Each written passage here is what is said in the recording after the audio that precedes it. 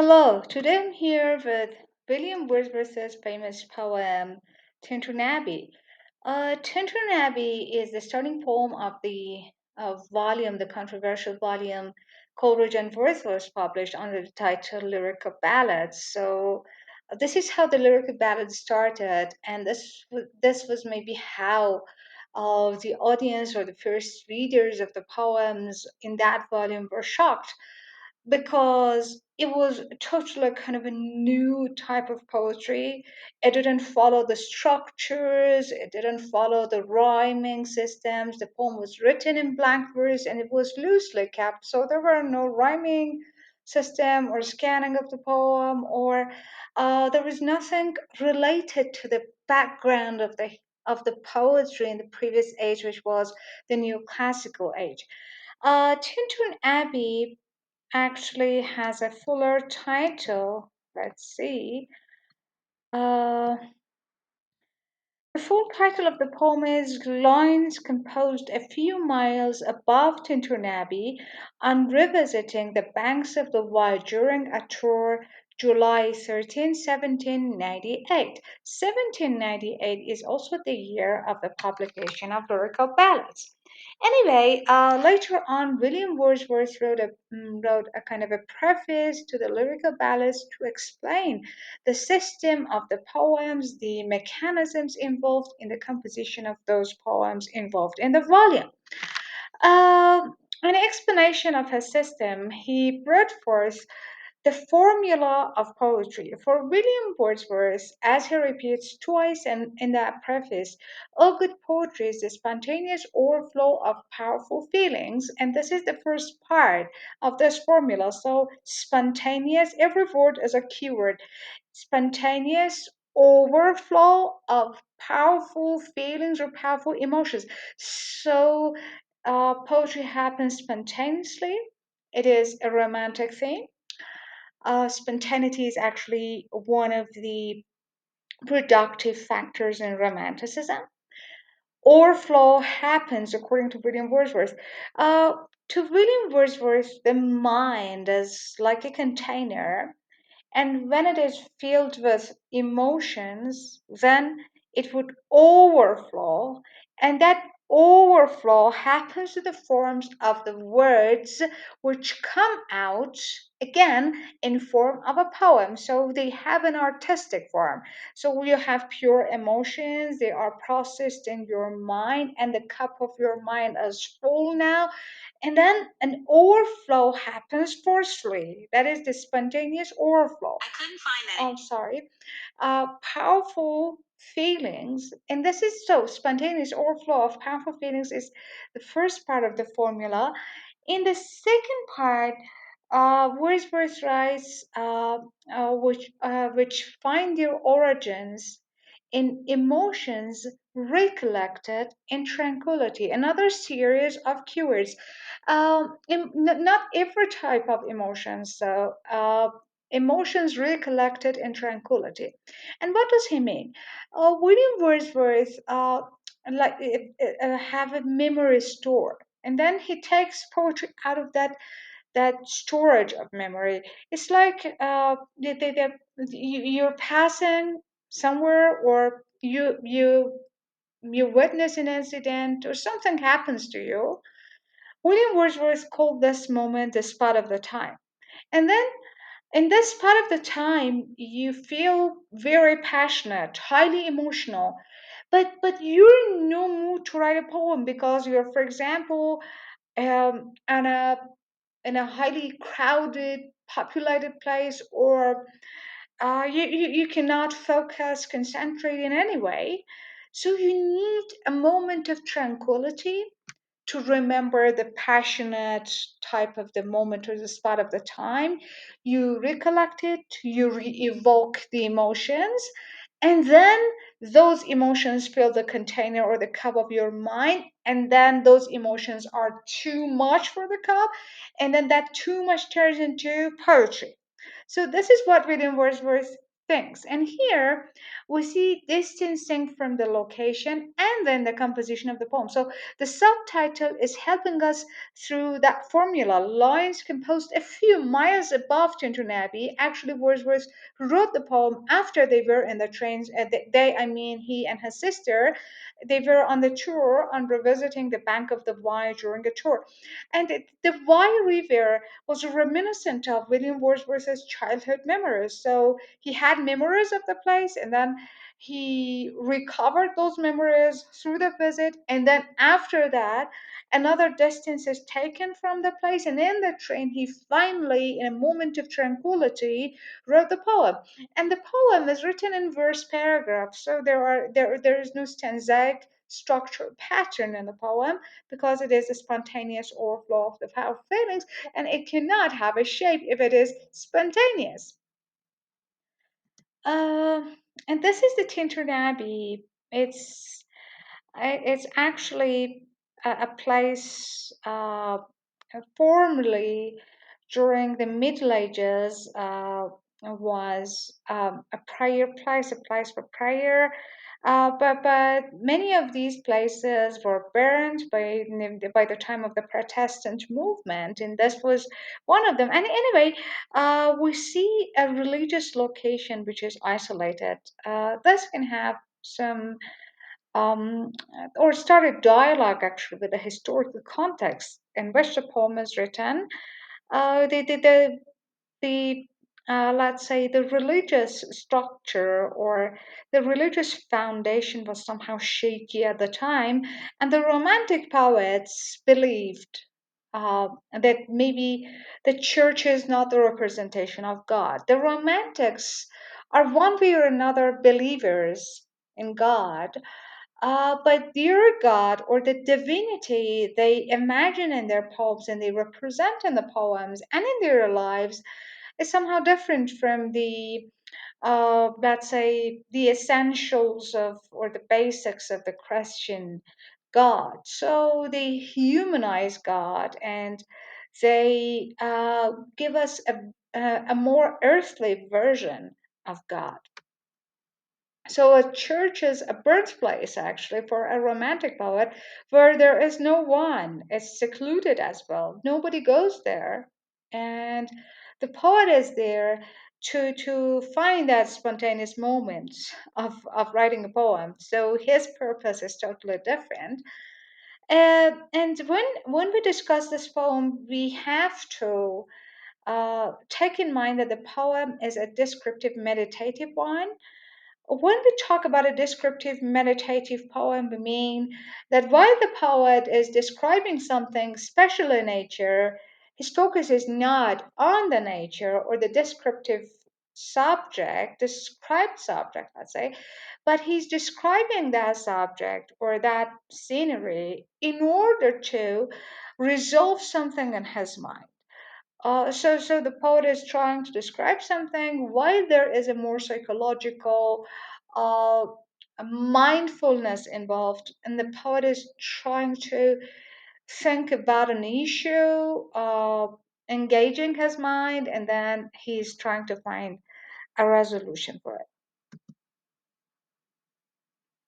Now let's go to the poem. The poem starts with descriptive passages about nature.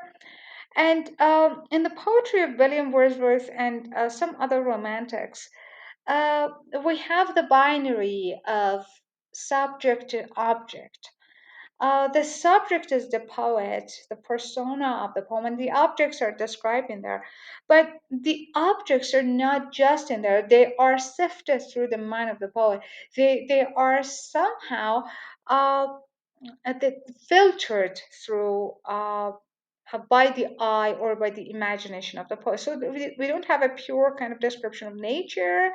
We describe nature or we read the description of the nature in order to see the processes of the mind of the poet. So these descriptions are revelatory. They reveal the procedures involved in the imaginative mind of the poet.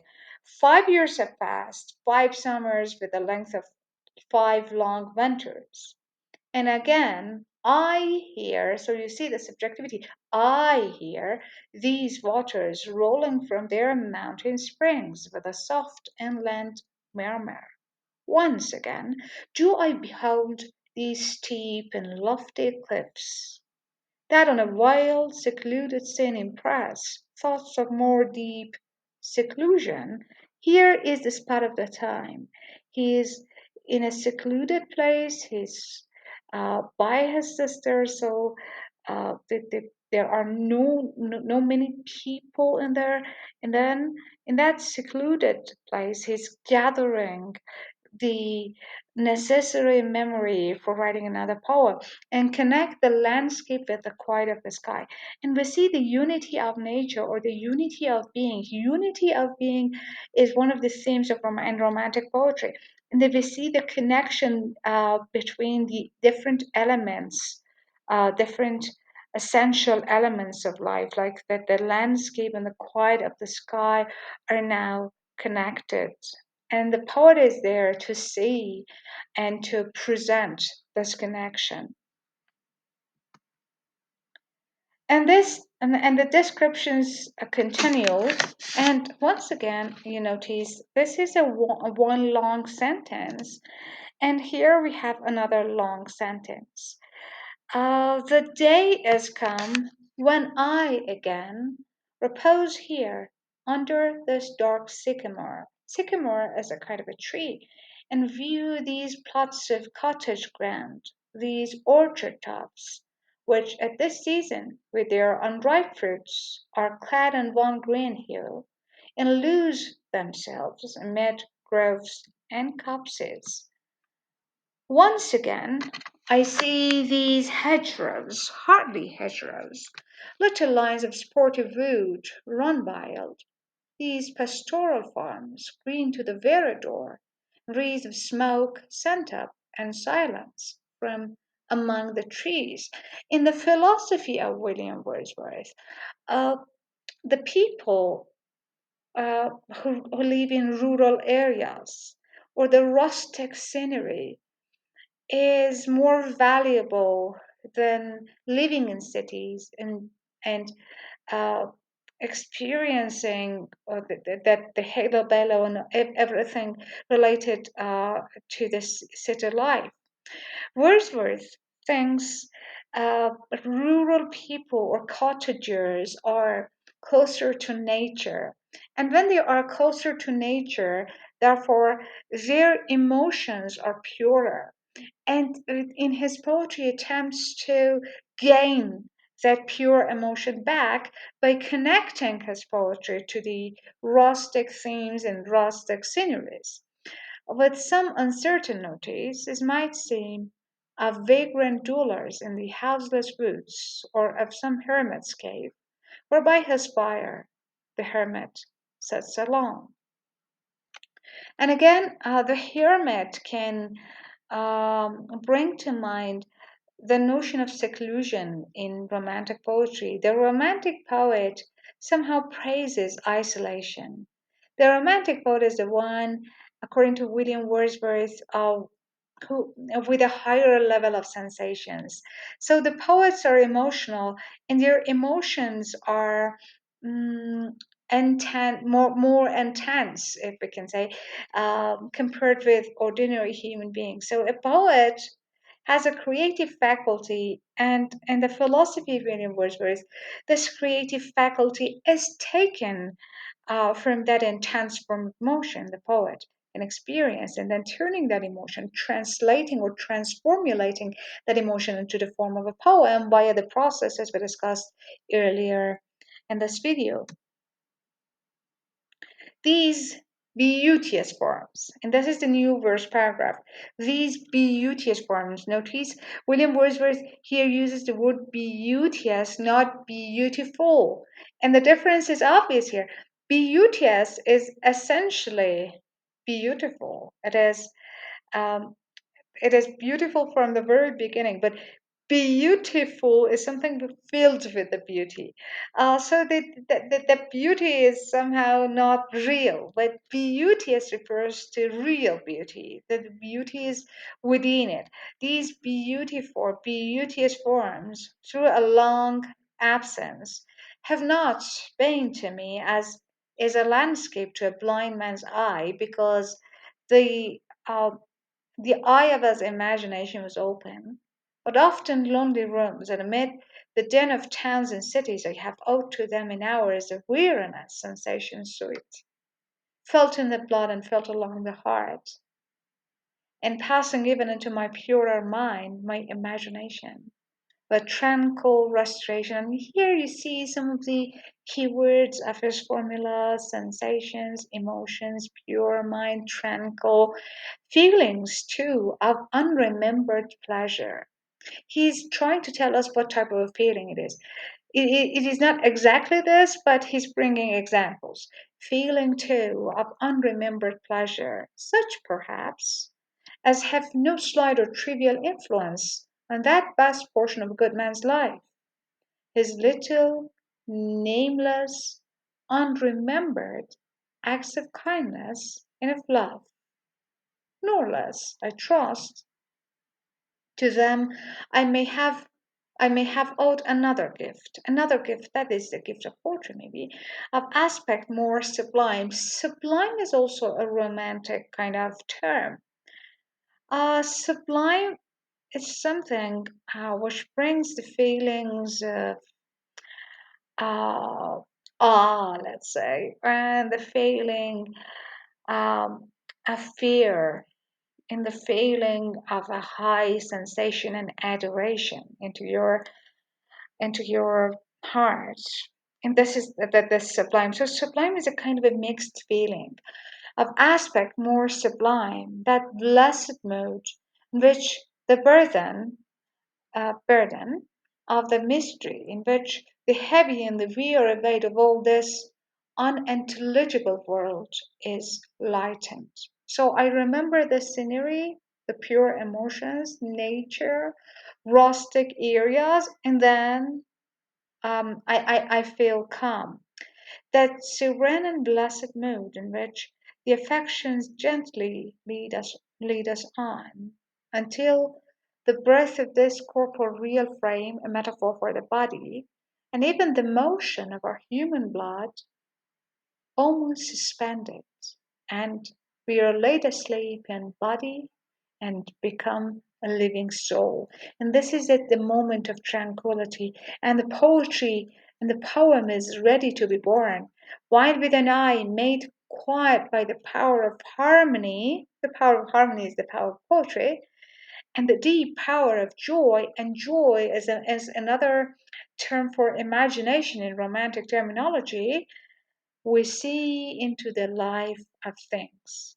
So, though we are not there, we can experience a mood through imagination, which uh, reiterates or recreates all that scenery in our minds, and then in the form of a poem. If this be but a vain belief, if his formula is not right, if it's not working, yet, oh, how oft in darkness, and amid the many shapes of joyless daylight, when the fretful steer unprofitable, and the fever of the world have hung upon the beatings of my heart, how often in spirit have I turned to thee, O Sylvan? Why? Why is the name of the river? Whether it is true or not, whether it is believable or not, I have experienced it. Experienced it. This is Wordsworth's claim here.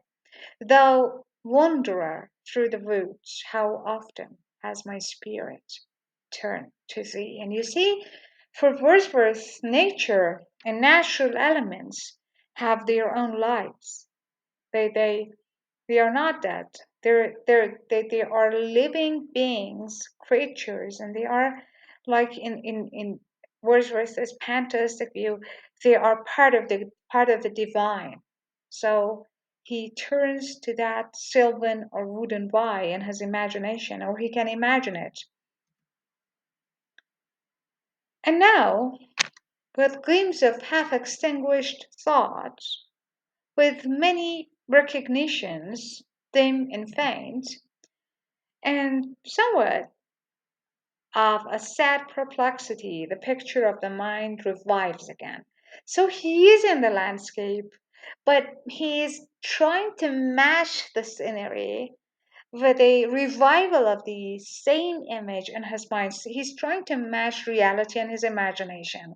While here I stand, not only with a sense of present pleasure, but with pleasing thoughts that in this moment there is life and food for future years. So while previously he had gathered images and then he could reimagine them while he was not there, now he is also gathering some food for the future thought. And so I dare to hope, though changed no doubt from what I was when first I came among these hills, when like a roe, so I bounded o'er the mountains. He was like a roe, he was like an animal, he was like part of the nature. I bounded o'er the mountains by the sides of the deep rivers and the lonely streams wherever nature led. So it was under the command of nature. He was part of the life of nature. There was not that kind of binary of human nature between him and the Mother Earth, more like a man flying from something that he dreads than one who saw the things he loved. The difference between an animal and a human being is the thinking power and what a mind can do. For the romantics, the most important thing that a mind of human beings can do is imagining. The power of imagination is not just the power of thinking, the thinking power as it is related to the logic. We can think, but we can imagine and think. And this part of the procedures of the mind is interesting to the romantics.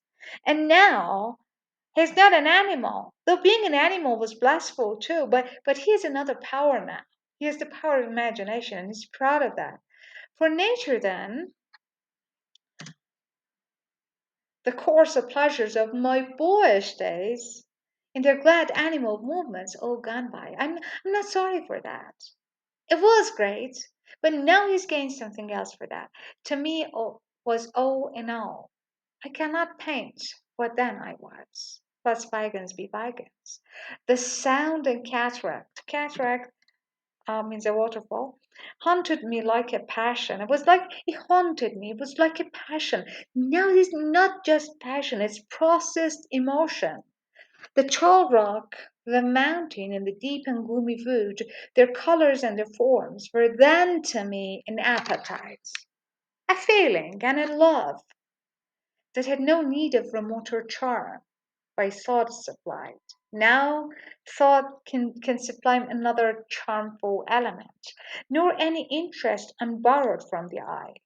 That time has passed, and all its ache and joys are now no more. Aching joys is an oxymoron. Oxymoron is a form of a paradox where we have two um, antonym words or two opposing words in meaning together. Ache and joys are now no more, and all its dizzy raptures. No, so uh, the childhood is rapturous, it's impulsive, but now it's not just impulsive. He can control the impulse, or he can turn or translate that impulse into something greater, into art.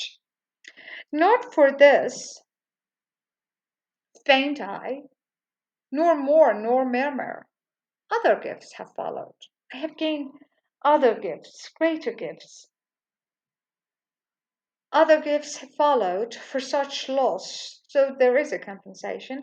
I would believe abundant recompense, for I have learned to look in nature, not as in the hour of thoughtless youth, but hearing oftentimes the still, sad music of humanity.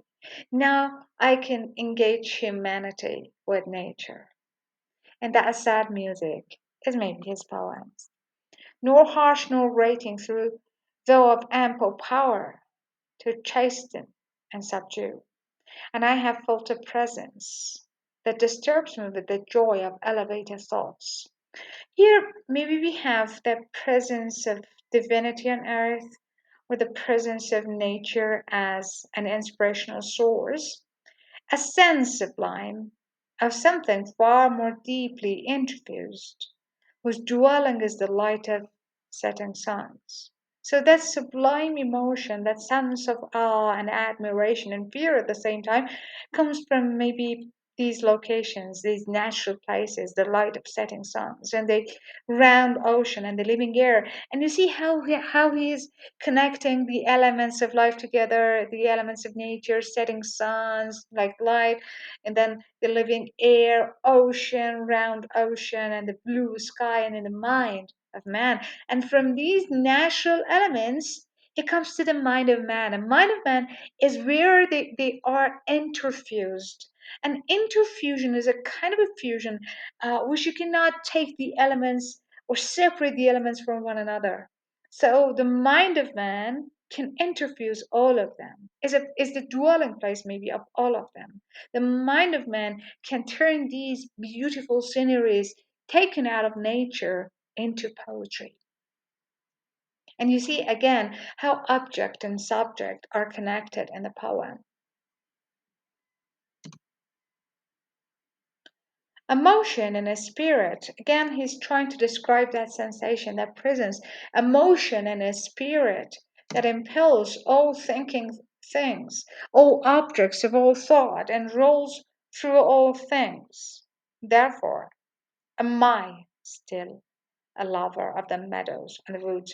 These meadows and the woods are the dwelling place of a specific emotion. When I am in there, I can I can have specific emotions which can turn into a poem. So they are great to me. They are blessing to me, according to Wordsworth. And mountains, and of all that we behold from the green earth, of all the mighty worlds of eye and ear. Again, you see the mighty world, the green earth, and the mighty world of eye and ear, the human sensation and nature, both what they have create and what perceive. So the mind of man, the eye and the ear can have create and perceive at the same time. We perceive what is real, and then we create an image out of them in our minds. Well pleased to recognize in nature and the language of the sense, nature again, nature in the language of the sense of mankind, the anchor of my purest thoughts, the nurse, the guide, the guardian of my heart and soul, of all my moral being.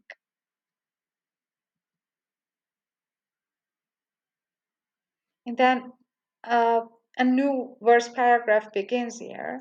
Nor perchance, if I were not thus taught, should I the more suffer my genial spirits to decay.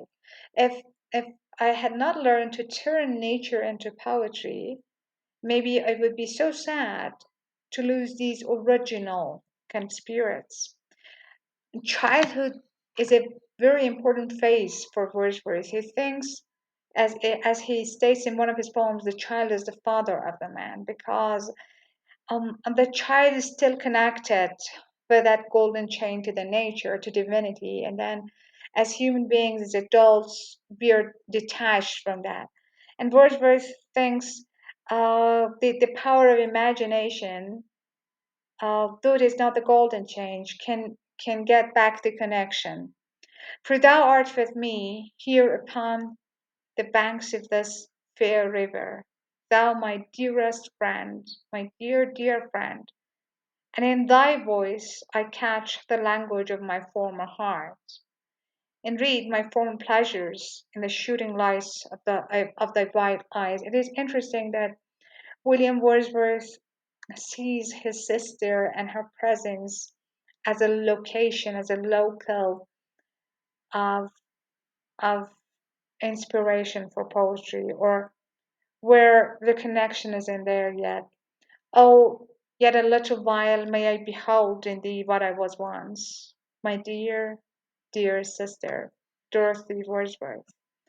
And this prayer I make, knowing that nature never did betray the heart of that loved her. It's her privilege. through all the years of this our life to lead from joy to joy. If you follow nature, then you would lead from joy to joy. You would move from one pure sensation to another, one creativity to another. For she can so inform the mind that is within us, so impressed with quietness and beauty, and so fed with lofty thoughts that neither evil thoughts, rash judgments, nor the sneer of selfish men, no greetings or no kindnesses, nor all the dreary intercourse of daily life shall ever prevail against us, or disturb our cheerful faith. So nature is a very important presence in his poetry. This maybe not be the same for other contemporaries of Wordsworth, but what we see in Wordsworth is nature as an all-blessing source of power and emotion, that all which we behold is full of blessings. Therefore, let the moon, so be in close contact with nature, let the moon shine in thee in thy solitary walk. Let the misty mountain winds be free to blow against thee. And after years, when these wild ecstasies shall be matured, when you're mature like me, when you move from different phases of life to adulthood, then from wild ecstasies to thoughtfulness, you will have memories of nature into a sober pleasure and be matured into a sober pleasure. So, a wild ecstasies against sober pleasure, childhood against adulthood. When thy mind shall be a mansion for all lovely forms, a place for all of them, thy memory be as a dwelling place for all sweet sounds and harmonies, then you can make them, all of them, to poetry. Oh, then, if solitude, or fear, or pain, or grief should be thy portion, with what healing thoughts of tender joy wilt thou remember me, and these my excitations? Or perchance, if I should be where I no more can hear thy voice, if we are separated, nor catch from thy vile eyes these gleams of past existence, or maybe when I'm dead, wilt thou then forget that on the banks of this delightful stream we stood together, and that I, so long a worshipper of nature, nature with a capital N, hither came unwearied in that service, rather saveth warmer love, oh, with far deeper zeal of holy love. Nor wilt thou then forget that after many wanderings, many years of absence, these steep woods and lofty cliffs, in this green pastoral landscape, we have a repetition of the early images in the poem, and then the poem is going to end here, so the full circle were to me more dear, both for themselves and for thy sake. William Wordsworth follows the romantic philosophy, which sees life as a journey, but this is a circular journey. So you're in the same place. You start a journey, you come back to the uh, first spot, but you're no more the early version of you. You're a changed one and you're a mature one, and you can turn that maturity into something artistic, maybe. So these were my explanations. I hope you've enjoyed. Thank you.